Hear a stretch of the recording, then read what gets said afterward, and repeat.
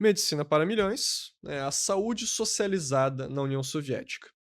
Companheiros, né, como eu já havia apresentado nos outros episódios, né, da série Grandes Realizações Socialistas, a ideia dessa exposição que a gente faz em torno das realizações socialistas é precisamente demonstrar os verdadeiros milagres, as grandes conquistas, os grandes avanços que foram empreendidos, particularmente durante o século XX, nas revoluções proletárias que se sucederam em todo o planeta. Vitórias e conquistas na saúde, na educação, na cultura, nas artes, na economia, na política e assim por diante. E nesse vídeo, né, dando sequência aos dois últimos, a gente vai estar abordando então sobre a medicina na União Soviética, partindo de um livro publicado por dois autores muito importantes, que a gente já vai comentar aqui mais apropriadamente, mas partindo do livro Medicina Vermelha, a saúde socializada na União Soviética, que dá um grande escopo, né, bem abrangente, com inúmeros relatos e avaliações sobre todo o desenvolvimento da medicina do Sistema Único de Saúde que existia na União Soviética e os seus desenvolvimentos, avanços que foi tendo particularmente até o início dos anos 30. Então, para iniciar, vamos comentar um pouco sobre esse livro, sobre esses autores, né? Antes disso, né, uma citação que abre o livro, né? Quando vocês abrem o livro, isso já está no prefácio do livro, que é as primeiras frases, né, o primeiro parágrafo, no qual se coloca da seguinte maneira: quando um russo fica doente, o governo faz algo a respeito. Na verdade, o governo já fez algo sobre, uma vez que a Rússia soviética decidiu que a saúde do indivíduo diz respeito à sociedade como um todo. De fato, a União Soviética é a única nação no mundo que se comprometeu a criar e operar uma organização completa projetada para fornecer cuidados médicos preventivos e curativos para todos os homens, mulheres e crianças dentro de suas fronteiras. É uma citação aqui já do prefácio do livro, né, assinado aqui por Sir Arthur Newshome e Jonathan Kingsbury. Né? E quem são esses autores? Vamos falar um pouco sobre eles. O Sir Arthur, né, ele era ex-diretor médico do conselho do governo local da Inglaterra e do país de Gales. Era uma pessoa com ampla experiência, com ampla compreensão médica e que, como a gente vai demonstrar, fez um amplo trabalho na investigação dos sistemas de saúde por toda a Europa no início do século XX. E, né, John Adams Kingsbury era o secretário do Fundo Municipal Milbank, ex-comissário de caridades públicas da cidade de Nova York. Eles vão visitar, né, eles vão estar visitando a Rússia soviética, particularmente no início dos anos 30, vão colher inúmeros relatos, inúmeras conclusões, depoimentos, e vão publicar o livro. A primeira vez que ele vai ser publicado vai ser em 1933. Né? E quais são as fontes que esses autores vão estar utilizando? As próprias experiências pessoais deles, né, na estadia que eles tiveram no país, particularmente ali nos anos da coletivização agrícola, né, do primeiro impulso da coletivização que se deu ali no início dos anos 30. Livros sobre a Rússia, né, do ponto de vista geral, que eles tiveram contatos, literatura médica sobre a Rússia e inúmeros outros materiais. Correspondentes ocidentais em Moscou, então jornalistas de jornais ocidentais que eles conheceram em Moscou e puderam obter ali relatos e comprovações de determinadas questões, dados que eles puderam obter, e também os funcionários do Estado Soviético que auxiliaram eles no decorrer da visita, certo? Essas vão ser as principais fontes das avaliações das conclusões que eles vão fazer aqui durante esse livro. Né? Essa foto aqui ao lado é o itinerário que eles fizeram. Vocês vão ver que eles vão percorrer grande parte do território da antiga União Soviética. Eles foram para a Rússia, depois para a Tartária, depois para a Geórgia, para a Ucrânia, diversos países eles passaram, né? E no qual eles vão estar fazendo os seus relatos e as suas avaliações sobre o sistema público de saúde da União Soviética. Então, para iniciar, né, algumas considerações preliminares, né, só destacando aqui que eles estiveram na Rússia entre agosto e setembro de 1932, como eu falei ali, durante o processo da coletivização da agricultura, durante ali os anos dos primeiros planos quinquenais, e tiveram em Leningrado, considerado culturalmente o polo ocidental da Rússia, do Cáucaso, além da Crimeia, Geórgia e Ucrânia. Né? E aí, né, eles já se antecipam no prefácio do livro, sobre a possibilidade de acusarem eles, de acusarem o livro de estar promovendo uma propaganda estatal, já que grande parte das fontes que eles utilizaram seriam de funcionários do Estado Soviético e não necessariamente de fontes externas a eles, ainda que tenha tido fontes externas, mas grande parte veio de informes dos próprios funcionários do Estado Soviético.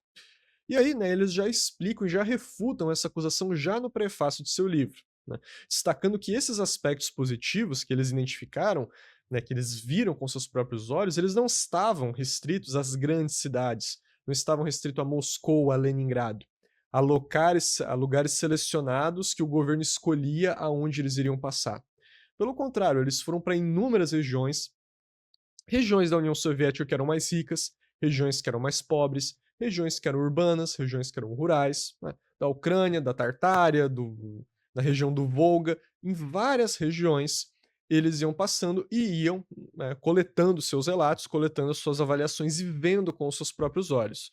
Então eles já destacam ali que não era cabível, se possível, de propaganda estatal, precisamente porque o escopo de visão deles, a pesquisa de campo deles foi bem ampla, né? Não foi unicamente em centros ali escolhidos pelo governo que selecionados de um determinado trajeto eles não poderiam sair dele, né? Muito pelo contrário. E também um outro aspecto que refuta essa acusação que eles colocam era a honestidade dos russos e particularmente dos próprios funcionários do Estado ou dos hospitais que colocavam que, olha, esses aqui são aspectos positivos, mas a gente ainda tem muito a melhorar.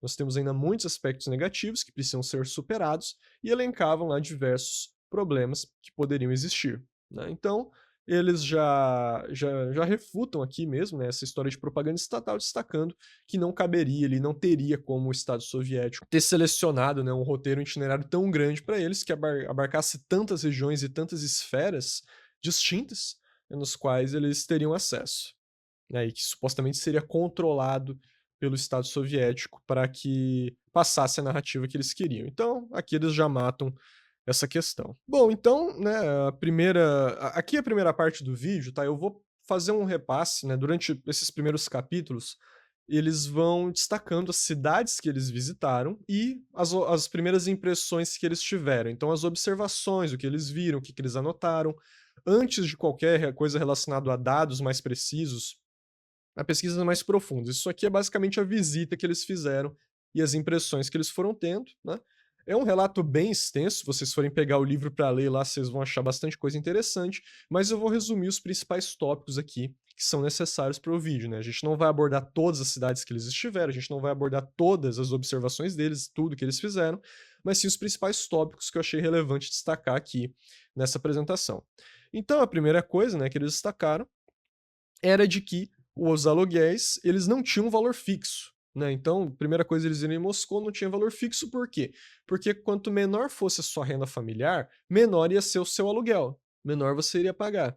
Depois ele vai trazer um dado mais específico, que vai estar apresentado aqui, de que os trabalhadores manuais, ou seja, o grosso da classe operária soviética, né, digamos assim, os que seriam menos remunerados, o valor de aluguel que eles tinham que pagar era o equivalente a 1/10 do salário que eles recebiam, né, 1/10.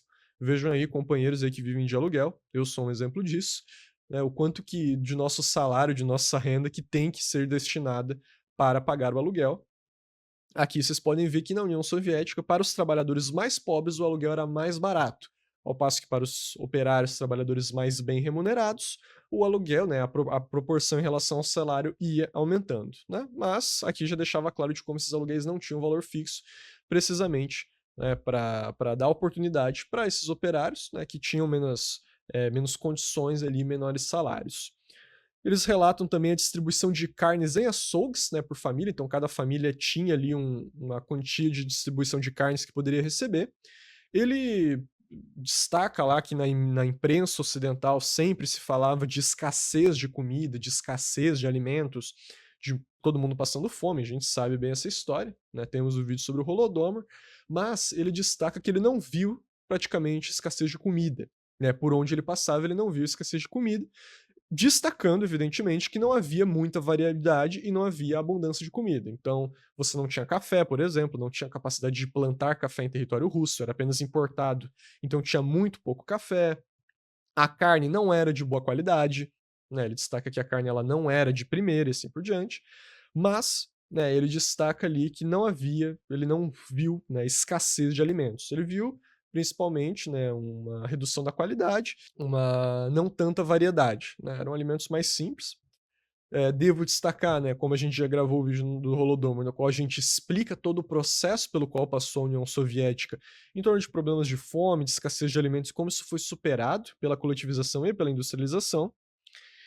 E, né, ele atribui grande parte desses problemas, para além do fato de que a Rússia ter que exportar na época muito alimento, à destruição do gado pelos kulaks, né. Ele relata, né, que os camponeses ricos, eles, haviam, né, destruído a colheita, matado o gado e por conta disso, estavam causando vários problemas relacionados aos alimentos do país. Então, é isso que ele destaca, né.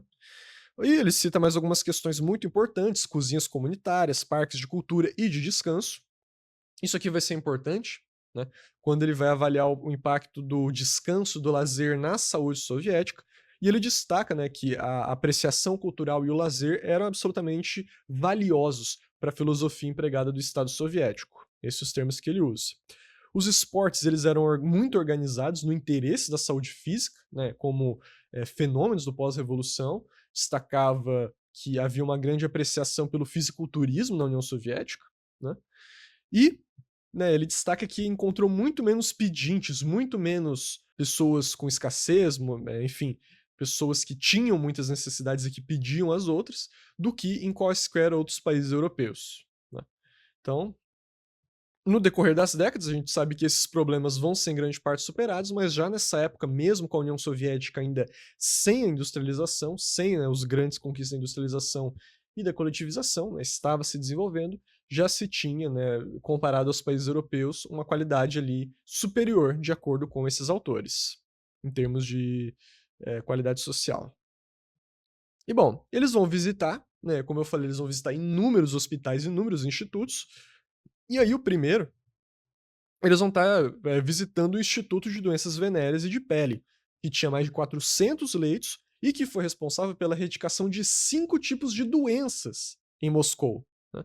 E ao Centro de Profilaxia para prostitutas, né, portadoras de doenças venéreas, que na época tinha 500 pacientes em tratamento.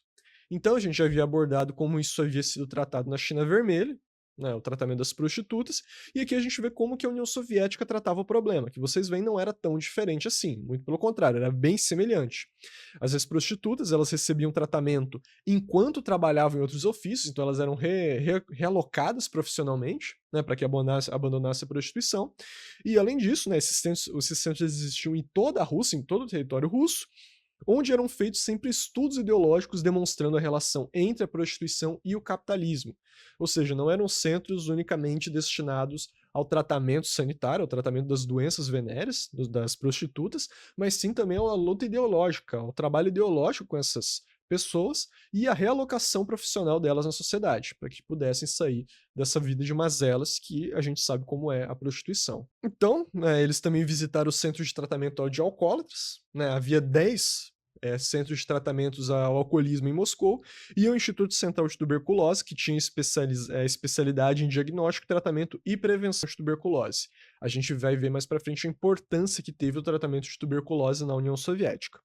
Eles também vão visitar uma comuna de trabalho, que era um povoado composto por condenados, né, por presos, particularmente por presos de crimes pequenos, como roubos, incêndios, e eles viviam com suas famílias, né. Eram 2.200 pessoas, ali eu coloquei 2.200 condenados por crimes, né, mas na verdade eram 2.200 pessoas que viviam lá, tanto os presos quanto as suas famílias, e era uma colônia na qual tinha hospital, tinha clínica, tinha cooperativas e escolas, né.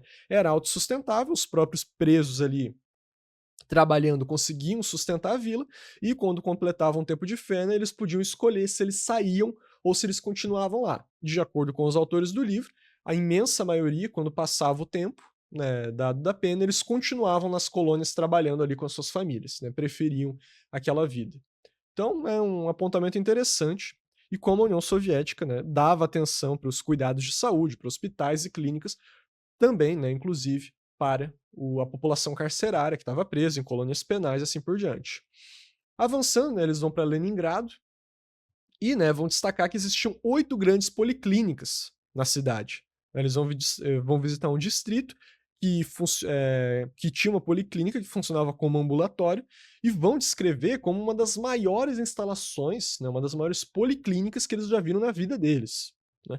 O trabalho médico incluía todos os ramos da medicina, além de treinamento para enfermeiras, né, 128 médicos, e o tratamento era totalmente gratuito para todos os moradores.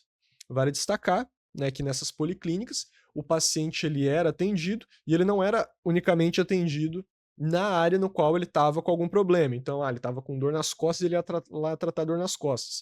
Ele já passava por todos os exames, né, o pessoal do tratamento da equipe médica já indicava ele para que ele fizesse todos os exames e tratasse ele de forma integral, não apenas com o problema que ele apresentava. Isso era uma característica comum na União Soviética. E também vai ter uma visita ao Instituto para a Proteção da Maternidade e da Infância, onde tinha uma creche, né. Esse instituto, ele servia um distrito com 200.000 pessoas, e nos relatórios desse instituto constava ali a presença de 90% das mães locais. Então 90% das mães dessas 200.000 pessoas, elas deixavam ali os seus filhos às creches, elas participavam ali, estavam atuando, né, levando suas crianças ali no Instituto para a Proteção da Maternidade e da Infância. É bastante importante aí o cuidado, como a gente vai verificar também mais à frente, que os soviéticos tinham com a questão da maternidade, né, com o tratamento das mães, parental e assim por diante, né. E já destacando o que se coloca aqui, de que os tratamentos, a medicina soviética ela era totalmente gratuita, não era voltada ao lucro. Avançando ainda em Leningrado, né, esses pesquisadores eles vão relatar um antigo palácio que era da nobreza russa, que foi convertida num sanatório noturno para pacientes com tuberculose, que ali tinha 130 leitos. E neste lugar eles vão conhecer, neste lugar não, na verdade, em Leningrado, eles vão conhecer vários médicos e pesquisadores que eram pessoas não comunistas, declaradamente eles não eram comunistas, e discordavam, né, recorrentemente das decisões, das políticas do Partido Comunista, mas que informaram que nunca sofreram perseguição nenhuma por conta disso, dessas opiniões, e recebiam incentivo do governo para prosseguirem com suas pesquisas. Isso em 1932, né? Vejam aí, né, refutando essa mitologia anticomunista da repressão aos pesquisadores e cientistas que não concordem integralmente, né, que não concordem com a ideologia do proletariado, com o comunismo. Aqui esses autores demonstram que não era o caso, que eles conversaram com pesquisadores e médicos e que refutaram essa alegação. Continuando, vamos agora para um local mais afastado, que era Kazan. Né? Kazan, a capital da República Tártara, né? Da República Autônoma Tártara. Quando os soviéticos oficializaram a República Tártara, não havia hospital para o povo tártaro. E, no tempo da escrita do livro, ou seja, no início dos anos 30, já havia 20 grandes hospitais, além de um aumento dos hospitais para não tártaros. Ou seja, houve um grande investimento, uma grande atenção para a criação de hospitais para o povo tártaro que antes da Revolução não existia. Um exemplo da atenção soviética à prevenção de doenças foi a vacinação e revacinação, né, as duas doses, em Kazan contra a varíola, após 15 registros de casos no inverno anterior. Então, aqui eles estavam em 32, no inverno antes desse, eles haviam tido 15 registros de varíola e, por conta disso, eles fizeram uma campanha lá de 2 doses de vacinação em toda a região, né, em toda a cidade. E por um esforço similar a esse, a febre tifoide e o tifo foi erradicado de Kazan. Mais uma vitória aí que eles trazem da medicina soviética, né, a erradicação do tifo, da tifo, né. Avançando, eles vão para Saratov, que é uma cidade, né, uma região composta por alemães do Volga, né. Salvo engano foi Catarina II, né, a imperatriz da Rússia, ela havia trazido vários alemães para aquela região do Volga. Lá eles mantiveram por muitos anos, por séculos, na verdade, a sua cultura, né, a sua cultura alemã, e continuavam, na prática, sendo alemães, né, em grande medida, se identificando dessa forma. E, né, nessa cidade, nessa região, os autores também verificaram a erradicação da febre tifoide e o declínio absoluto nos casos de tuberculose. Na Rostóvia do Don, eles vão verificar várias outras conquistas também. Eles vão visitar um centro médico local que eles vão dizer que tinha uma estrutura do nível de centros médicos de Nova York. Eles também foram num hospital de bebês e um hospital de tuberculose óssea. Todos esses eles falaram também que tinha uma estrutura impecável, uma infraestrutura impecável.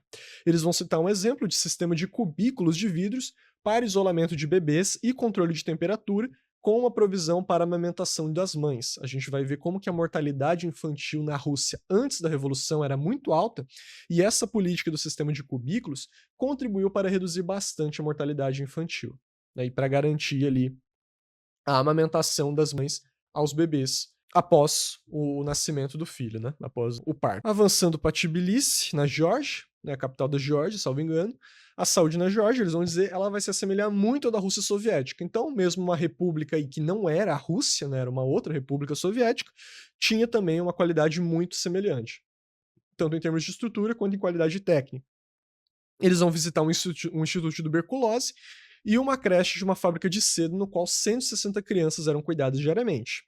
Eles vão relatar um hospital próprio para trabalhadores da ferrovia, e eles vão citar vários exemplos de hospital únicos para trabalhadores de uma só área. Isso existia em toda a União Soviética, então havia trabalhadores da metalurgia, da siderurgia. Eles tinham um hospital em uma região que era apenas para aqueles trabalhadores, apenas para aquele setor. Em particular, esse hospital, eles eram feitos para receber todos os trabalhadores ferroviários da União Soviética, né? Eles tinham 1.500 leitos para receber ali, vários ferroviários iam se tratar ali. Então, era um hospital de altíssimo, de grande porte mesmo. E aí eles vão, né, a partir de Tbilisi, eles vão para uma região rural da Geórgia, particularmente numa fazenda estatal. Eles vão visitar várias fazendas, mas uma fazenda estatal chamou bastante atenção, né, um sovkhoz, que eu também já expliquei sobre isso no vídeo sobre o Holodomor, né, no qual eles vão relatar, tinha uma creche com enfermeiras e um professor de francês para as crianças, uma farmácia local no qual trabalhava um médico que antes de se formar era um operário. Esse mesmo médico, ele era o responsável pelo tratamento dos habitantes locais, e qualquer emergência que acontecia lá que não era cabível de que ele tratasse, era imediatamente transferido para a capital. Então vejam aqui, né, mesmo em fazendas rurais, mesmo na região rural, havia ali uma grande preocupação, um grande comprometimento em estimular a medicina, as farmácias, as clínicas e tal, e um investimento para que os próprios operários e camponeses se tornassem médicos ali na região. E eles vão também citar a grande modernização tecnológica, tanto no campo medicinal quanto no campo das técnicas agrícolas, que havia naquela fazenda. Avançando para Yalta, né, na Crimeia, eles também vão citar vários palácios e mansões que pertenciam aos czares na Crimeia, agora estavam sendo utilizados como instalações de descansos para trabalhadores. Então todos os operários da União Soviética que quisessem poderiam, né, tinha ali a opção de visitar, né, esses palácios e mansões da nobreza, no qual se tornaram-se locais de lazer, no qual eles poderiam descansar, aproveitar belas paisagens, o clima agradável, assim por diante, né? Tendo em vista o que eles já destacaram de como os soviéticos enxergavam o lazer como parte integrante da melhoria da saúde de todo o país, né? Durante a visita deles, tinham 1.500 trabalhadores instalados na estrutura ali desses antigos palácios. Um dos médicos guias durante a visita à Crimeia costumava ser um marinheiro e estudou medicina com o incentivo do partido. Então era um marinheiro, era um operário, digamos assim, menos remunerado, e o Partido Comunista da União Soviética, o PQUS, estimula ele precisamente a entrar na carreira médica, né, das equipes médicas, e ele vai lá e cursou medicina com o incentivo, né, precisamente do PQUS. Avançando para Kharkiv, né, na Ucrânia, eles também vão visitar, né, o Instituto de Saúde Preventiva da Criança que existia lá, que tinha acomodação para 700 crianças de idade de 6 a 14 anos e que se deslocavam direto da escola ao hospital. As crianças, elas eram selecionadas para o instituto, elas eram selecionadas previamente com base em critérios de ausência de vigor físico e histórico familiar de doenças como tuberculose. Essas crianças, elas eram avaliadas na própria escola e eram escolhidas para irem se tratar lá nesse instituto com base nisso. Esse instituto ele já funcionava há 10 anos, desde 23, e oferecia tratamento médico e dentário para as crianças de Kharkiv. Ainda em Kharkiv, né, desde 1920, teve inúmeras campanhas de vacinação compulsória para lutar contra a varíola na região, e também desde 1930 tinha tido campanhas de vacinação contra a difteria, certo?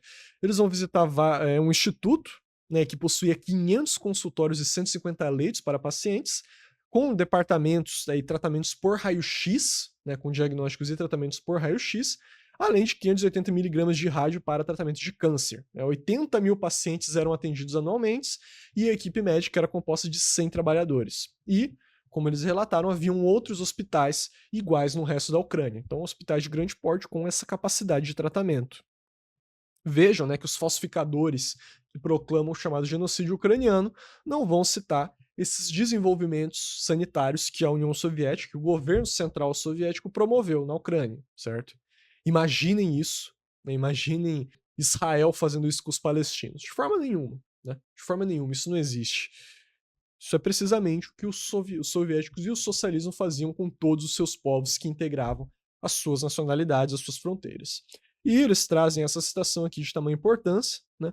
Sistema único de saúde pública, planificado, que é mais compreensível e melhor unificado do que qualquer um já visto por nós. Eles vão destacar ali isso, ali nessa parte do livro. E agora, continuando, no passado, né, esses relatos, como eu falei, eles trazem inúmeros outros relatos, inúmeras outras comentários das visitas deles, né? Mas agora eles vão trazer as avaliações já com as pesquisas comparadas com a literatura, além do que eles viram, né? De forma mais criteriosa, mais científica, que a gente vai estar abordando aqui, de fato demonstrando as grandes conquistas que a medicina soviética trouxe durante aquele período. Bom, então, para iniciar, né, condições da indústria da saúde. Aqui eles fazem uma relação, precisamente, de como era a questão sanitária nas fábricas, na indústria, como que era tratada a questão dos operários. Então, né, todos os operários eles realizavam exames admissionais antes da contratação e, né, antes de ingressar na fábrica, e recebiam, né, vacinas contra a varíola e tifo, além de um acompanhamento médico regular durante, após a admissão já na fábrica. Havia médicos treinados nas fábricas, né, com oferecimento de tratamento dentário e qualquer necessidade médica que o operário tivesse era contemplada, né, nessas fábricas. Havia cozinha nessas fábricas, nas empresas, né, para o fornecimento de alimentação aos trabalhadores por um preço razoável. E, né, eles destacam que essa descrição que eles deram do tratamento nas fábricas era válida para praticamente todas as fábricas na Rússia. Né, então, de como era feito o tratamento médico entre os operários na sua condição de trabalho. Vida, recreação, clubes e educação. Tanto os homens quanto mulheres trabalhavam, geralmente como operários, em fábricas, e a criança ficava na creche da fábrica. Houve um aumento exponencial na construção de conjuntos habitacionais, todos pelo governo, e na casa de trabalhadores de menor escalão, como eu falei, né, os trabalhadores manuais, o aluguel cobrado correspondia a 1/10 do salário ganho, na medida em que quanto maior o cargo, maior a porcentagem de salário gasto no aluguel. Aqui já fica claro, né, entre outros aspectos, aqui a igualdade de gênero que era implementada, né, tanto os homens quanto as mulheres trabalhavam, e de que, né, como parte da promoção, da socialização do trabalho doméstico e da criação das crianças, basicamente a imensa maior parte das crianças ficava nas creches, né, buscava-se ficar nas creches. Aqui, né, ele destaca precisamente o problema do lazer. O problema do uso apropriado ao lazer, que no momento causa enorme preocupação nos países capitalistas, foi notavelmente resolvido na Rússia. No que diz respeito ao aspecto físico, desenvolveu-se através do aumento da prática de jogos e esportes. Só em Moscou, há 100 complexos esportivos. Então, companheiros, quando vocês verem, né, durante as Olimpíadas, que se falava que a União Soviética sempre vencia todas as Olimpíadas, sempre ganhava a maior parte das medalhas, sempre tinha grande desempenho nos esportes, durante toda a sua existência, um dos grandes motivos foi essa construção do período socialista, né, que infelizmente acabou em 1956, mas que evidentemente que posteriormente foi usurpado pelos revisionistas, mas que desde aqui os anos 30 já se colocava a criação de uma cultura, né, em defesa do lazer através da promoção de jogos e de esportes. Como eu falei, o fisiculturismo era muito apreciado, mas vários outros esportes também eram bastante apreciados na União Soviética e eram estimulados, eram realizados pelo operário soviético. Pelo operário, assim por diante. A educação pré-escolar não existia na Rússia czarista. No início do primeiro plano quinquenal, os jardins de infância tinham 400.000 crianças matriculadas. Já em 1932, 10 milhões de crianças estavam inclusas em suas atividades. Antes da Revolução, menos de 25% dos filhos de proletários frequentavam a escola, enquanto em 1932 o número estava próximo de atingir 100%. Aqui, né, não trata exatamente sobre saúde, mas trata precisamente os grandes investimentos em educação feitos pela União Soviética. A criação da educação pré-escolar, que não existia na Rússia imperialista, na Rússia imperialista feudal militar dos czares, incluindo aí 10 milhões de crianças, até a escrita desse livro, Para além disso, a integração de quase todos os filhos dos operários, do proletariado, nas escolas, né? Então, atingindo aí o que seria no futuro, né, o índice de 100% de alfabetização, né, que a União Soviética logrou atingir, e um dos melhores índices de educação em todo o planeta. Então, né, evidentemente, acho que é um dado importante de se ressaltar. Ainda, né, em vida, recreação, clubes e educação, em agosto de 1931, ainda seguido na parte de educação, um decreto foi estabelecido para a alfabetização compulsória de toda a população adulta, né? Então, inúmeros trabalhos educacionais foram promovidos em fábricas, em casas de descansos, em clínicas e nas instituições de reabilitação para as prostitutas, né? A gente deve lembrar que grande parte, a imensa maioria da população soviética era analfabeta, né, quando ocorre a Revolução de Outubro. E aqui, né, precisamente através desse ato, dessas políticas, a União Soviética vai ser capaz de atingir posteriormente a total alfabetização, a luta por alfabetizar completamente a sociedade. E, né, outros dados mostram que mais de 90% da população dos 8 aos 50 anos havia recebido a educação primária, que eu acho que eu traduzi errado, mas era educação primária, não primeira educação, né? Educação primária, né, possível ser atingido durante esses anos na União Soviética. Bom, em todo lugar, né, aqui como eu falava da questão da diferença de gênero, em todo lugar durante nossas viagens, vimos exemplos de como a diferença de gênero não existe na Rússia Soviética. Havia mulheres condutoras de vagões de trem, consertando estradas, em fábricas fazendo trabalho pesado junto aos homens. Conhecemos mais mulheres médicas do que homens, ou seja, né, basicamente dizendo que o estímulo às mulheres para estarem trabalhando, sendo operárias, inclusive alçando, né, no trabalho intelectual, em trabalhos mais remunerados como a própria medicina, a serviço da sociedade, a serviço da grande Revolução de Outubro, né, era uma política de praxe aí do Estado Soviético, né, de forma que praticamente não existia diferença de gênero no país, como colocam esses autores, né, o Arthur Nilsson e o Adams Kingsbury. Né. Mais um exemplo aí dessa questão importante. Então, né, avançando para o próximo tópico, cuidado de crianças e jovens. Em 1931, havia 31 centros de bem-estar da criança em Moscou. Cada centro lidava com 7.000 crianças por ano. As creches elas serviam, além do propósito de vigiar a criança, educá-las em todos os sentidos. Né? As crianças elas eram mantidas sempre limpas e aprendendo sobre todos os cuidados necessários de higiene. Faziam exercícios, colocavam e tiravam as mesas das refeições, guardavam os próprios brinquedos, cada um cuidava dos seus itens pessoais como toalha e escova de dente.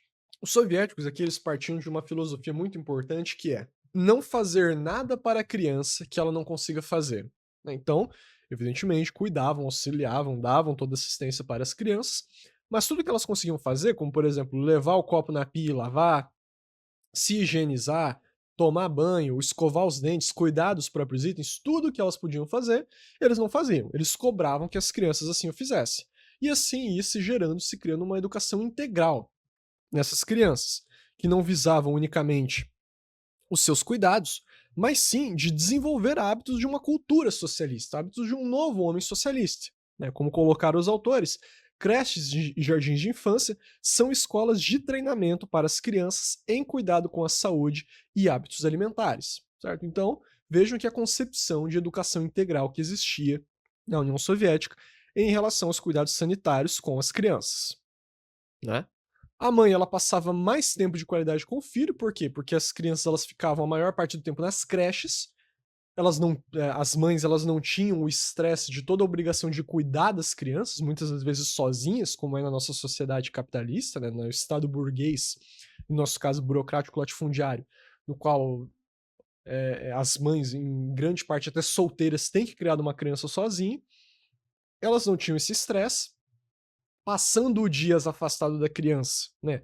A criança na creche e as mães trabalhando, a saudade aumentava entre elas. Então, quando elas estavam juntas, né? Quando os pais estavam juntos com a criança, o tempo era de melhor qualidade, não havia atritos, tantos problemas. Né? Era muito melhor do que na concepção de estrutura familiar que a gente tem hoje. Né?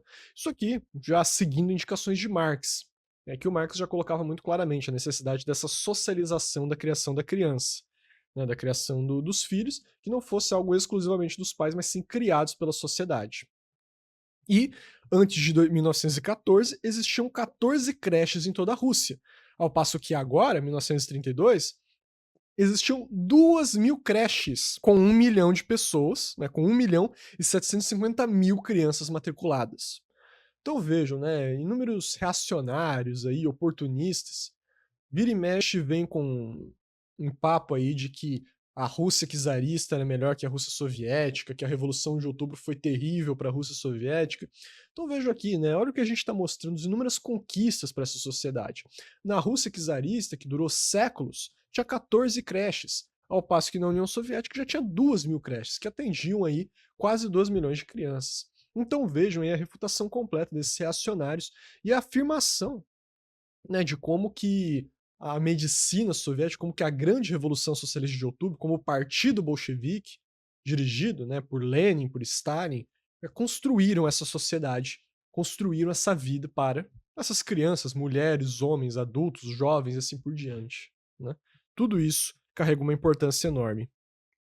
E aqui, né, um dado muito importante também, que é o número de camas presentes nas creches, né, o desenvolvimento aí que teve. Vocês podem ver, né, que houve um aumento considerável, né, nas creches aí de cidades pequenas.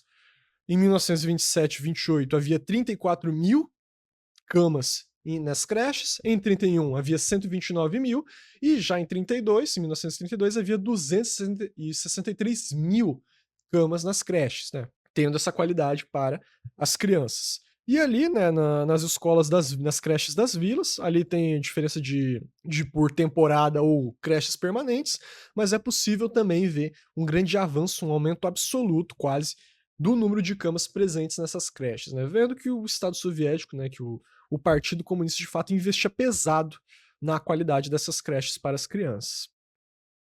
E aqui, né, mais um dado que ilustra o crescimento.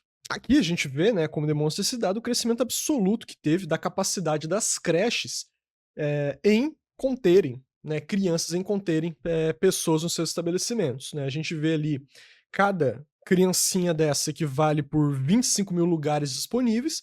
A gente vê que em 1929 havia basicamente 50.000 lugares disponíveis nas creches de cidades, e olha o tanto que aumentou aqui para 1932, né? Aumentou aí enormemente a capacidade, novamente, o problema da infraestrutura e do investimento que o Estado soviético colocava nas creches e o aumento absoluto da capacidade destas. Ainda, né, no cuidado das crianças e jovens, eles destacam sobre o problema da maternidade.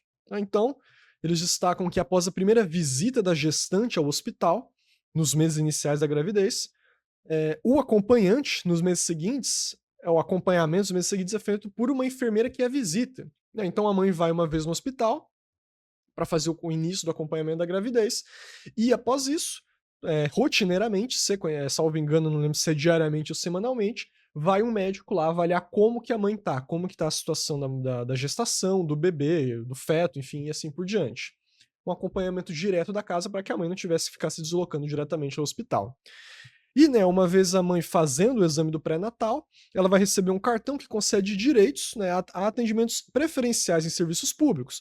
Então ela tem prioridade no transporte coletivo, ela não tem necessidade de enfrentar filas em lojas, tem uma quantidade maior na porção de comida racionada, que era distribuída pelo governo, tem um trabalho mais leve, onde ela é empregada, e tem 2 meses de descanso sem perdas do salário, né. Então, aqui eu até botei o tópico errado, né, acho que aqui era mais a parte de maternidade, mas o cuidado que o Estado soviético tinha com as mães, né, e desse tratamento. A Rússia sempre teve uma alta taxa de natalidade, provavelmente maior do que qualquer outro país europeu.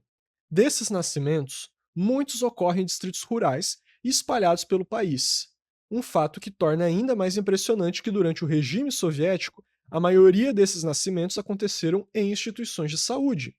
Em Londres, não mais que 10% dos nascimentos são feitos em instituições. Na Rússia soviética rural, onde quer que nós fôssemos, essa taxa é atingida e até excedida. A estatística é de que em vilas o nascimento em instituições é de 20%, comparado aos 7% pré-revolução, enquanto nas grandes cidades esse índice é de quase 100%. Ou seja, né, destacando aqui o problema que existe, que é o nascimento das crianças em casa.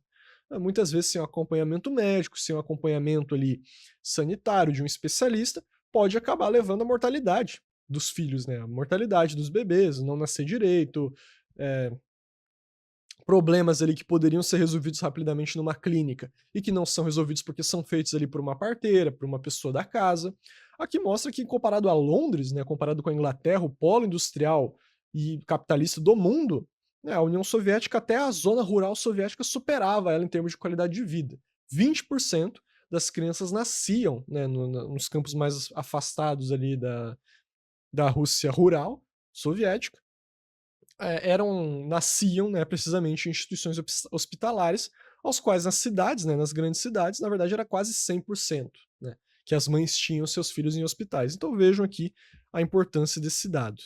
Isso vai contribuir bastante, né, um dos motivos, mas não o absoluto, para a redução da mortalidade infantil. Então a gente vê aqui que na Rússia, antes da Revolução, em 1913, para cada 1.000 nascimentos, morria 273 crianças. Em 1927, já mais de 10 anos aí, né, indo para 10 anos, na verdade, da Grande Revolução Socialista de Outubro, esse número caiu para 186. Então, a cada 1.000 nascimentos, 186 morriam.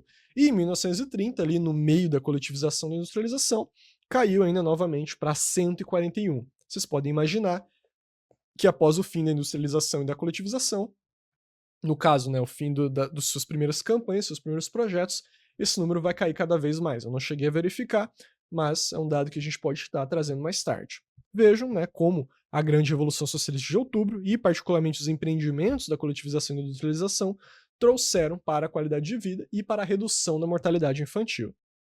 Coisas, de fato, né, que apenas o socialismo, numa sociedade como aquela, né, de imperialismo feudal militar, que era o capitalismo russo, né, o czarismo, poderia trazer. Bom, né, em termos de treinamento dos médicos, né, os integrantes do proletariado eles têm nominação preferencial, então aqueles médicos que vêm das classes operárias, eles têm preferência, né, na integração das equipes médicas, né, são escolhidos por comitês compostos por trabalhadores.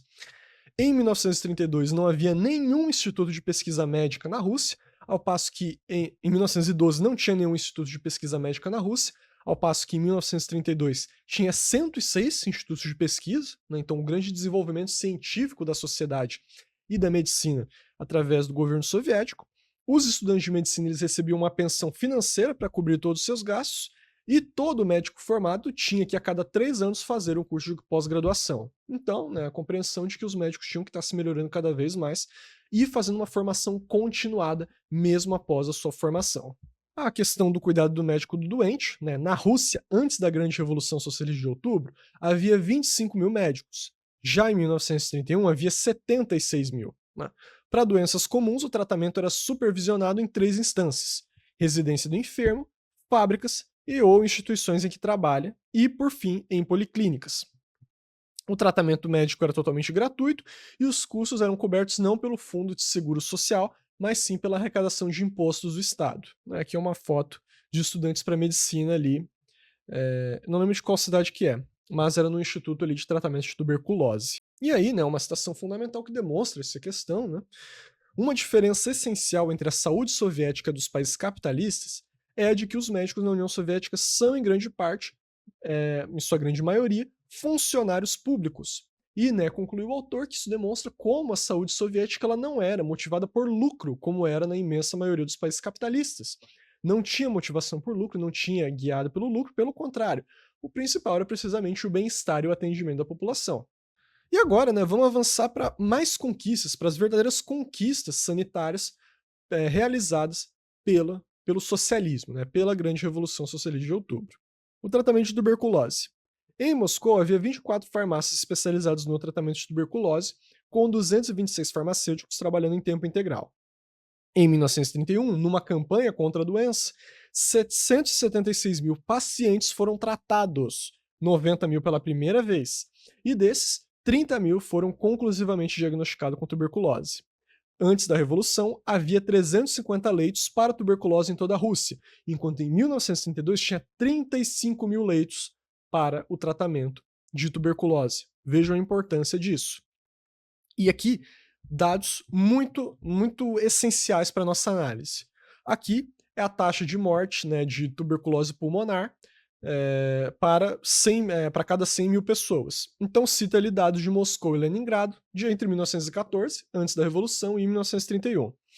Em Moscou e Leningrado, antes da Revolução, né, para cada 100 mil pessoas, havia morrido 280, em 280 e 300, respectivamente.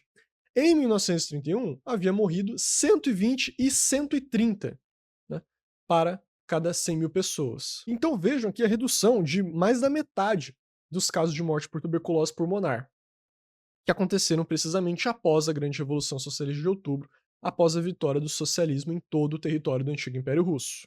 Né? Olha os verdadeiros ganhos aí em torno do controle da tuberculose e que não pararam por aí. Né? Os sanatórios, né, eles são instituições que ficaram abertos o dia e a noite, né, com o fim de vigiar o tratamento dos tuberculosos, e os enfermos que apresentavam melhora no quadro eram liberados, mas o acompanhamento dos seus casos continuava, né, com visitas do médico regularmente na casa e outros ajustes. Então, os tuberculosos eles tinham ali uma alimentação especial nas fábricas e assim por diante. Né? Eram partes do tratamento ali que os soviéticos empregavam. Para além disso, teve um grande avanço no tratamento e na prevenção de doenças venéreas. Então, né, cita aqui que cidades do interior da Rússia, como Samara e Rostov-on-Don, sofriam antes da Revolução com sífilis, né, inclusive muitas vezes transmitida de forma inocente, sem relação sexual. Entre aspas, né, inocente. A taxa de infecção, que era de 45 por 10 mil, diminuiu para 0,5 por 10 mil em 1930. Os cuidados contra doenças venéreas podem ser resumidos, principalmente, na conscientização dos trabalhadores para que eles mesmos assumissem as provisões e autocontrole, e na erradicação geral da prostituição e do tratamento das ex-prostitutas. E aqui, né, ele cita mais alguns dados sobre os casos de sífilis em Moscou. Então, em 1927, cita que havia 57,75 casos para 10 mil pessoas, e em 1931, né, já havia só 31 casos para uma população de 10 mil pessoas. Uma redução significativa, caiu quase pela metade, nesse período aí de poucos anos. E também, né, numa região mais afastada, né, casos de sífilis e gonorreia, aí em Rostov-do-Don. Coloca aqui, então, em 1927, para uma população de 10 mil pessoas, havia 80, mais ou menos, casos de sífilis e 126 casos de gonorreia. Em 1930, havia 51 casos e 100 casos, respectivamente, dessas duas doenças. Então, uma redução aí significativa também no caso dessas doenças venéreas. Concluindo o livro, né, os autores eles vão explicar que, na verdade, esse livro ele fazia parte de um projeto maior deles, no qual eles estavam estudando sistemas públicos de saúde em vários países europeus, particularmente 18 países, e que, de acordo com os critérios que eles selecionaram, a União Soviética desempenhou bem em cada um deles, né? Desempenhou absolutamente bem em cada um dos critérios de avaliação selecionados. E a conclusão dos autores, eles vão relacionar o êxito da administração pública no setor de saúde à lógica de gerência estatal que o Estado soviético assumiu com base nos princípios socialistas, né, de tratamento da população, de não visar o lucro e assim por diante. Então, acho que já falei bastante, né, mas concluindo aqui, né, novamente, né, é um dos grandes milagres produzidos aí apenas pelo marxismo, nesse caso aqui particular, a época, o marxismo-leninismo, né, que poderia produzir numa sociedade. Né? Veja, uma sociedade com inúmeros problemas, uma sociedade com relações feudais, servis, uma sociedade muito pobre, que era a Rússia antes da Revolução, com inúmeros casos de tuberculose, de morte por tuberculose, casos de doenças venéreas, que assolavam toda a população. Né? Uma alta mortalidade infantil, pouco investimento na pesquisa médica, pouco investimento na saúde, e que, né, particularmente a partir da grande Revolução Socialista de Outubro, tudo isso se alterou. Né? Doenças foram erradicadas, tratamentos foram desenvolvidos, prevenções foram aplicadas, né? E inúmeras doenças foram contidas, né? Graças aí ao socialismo, ao marxismo-leninismo da época, né, da União Soviética. Então, acho que era importante destacar isso aqui no nosso Grandes Realizações Socialistas.